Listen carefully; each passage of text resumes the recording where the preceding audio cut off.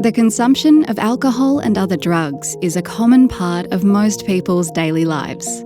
This can range from a morning cup of coffee or a glass of wine to celebrate, to the use of medications like paracetamol for headaches. Some people find it enjoyable to use other substances like cannabis, heroin, or prescription drugs for non-medical or recreational purposes, with most people doing this occasionally and often without significant harm. Irrespective of their legality, substance use remains a personal choice that comes with some level of risk and responsibilities. When a person's substance use causes harm to themselves or others, it becomes a problem.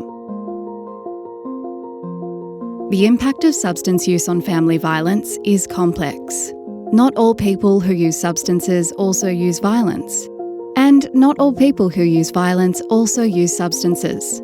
But where they do occur together, substance use can affect the frequency, intensity, and severity of family violence. And family violence can increase the consumption of substances as a way to cope.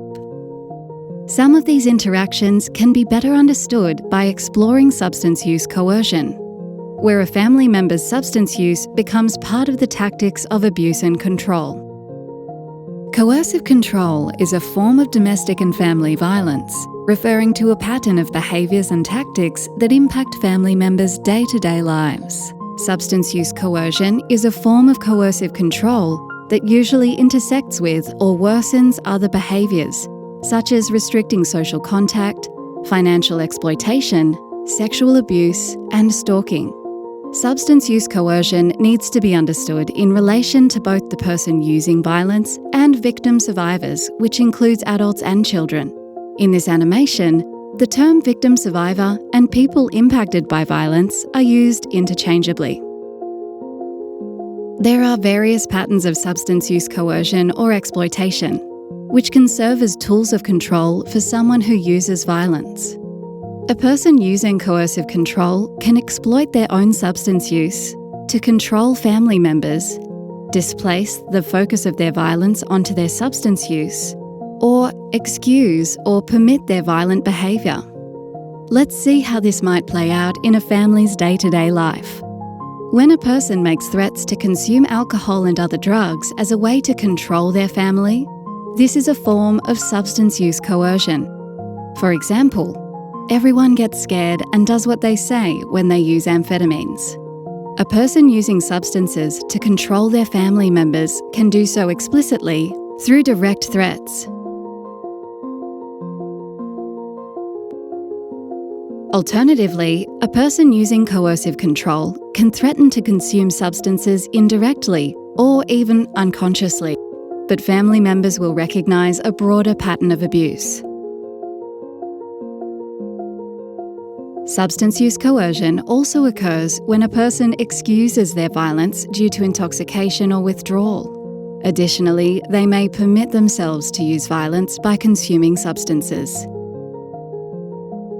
Substance use coercion can occur when someone displaces the focus of their violence by shifting people's attention onto their use of alcohol and other drugs.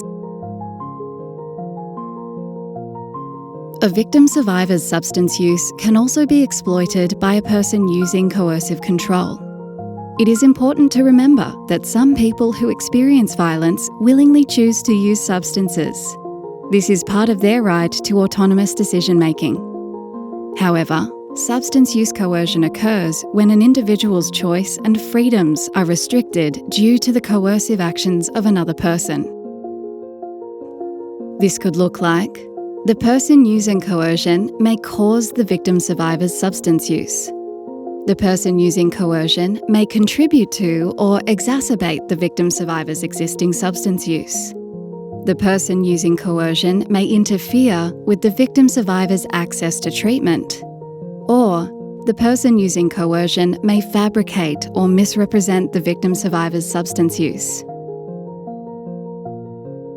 Substance use coercion occurs when a person starts using alcohol and other drugs to cope with the abuser's violent actions. The violence causes them to use substances as a way to numb their pain and distress. When a person using coercion encourages their family member to use more or more often, This is a form of substance use coercion. The person using coercion may intentionally exacerbate or contribute to another family member's existing substance use. A person using coercive control may also interfere with a family member's treatment and recovery from substance use. Substance use coercion can also occur when a person using coercive control fabricates or misrepresents a family member's drug use to undermine their credibility with friends and service providers such as child protection.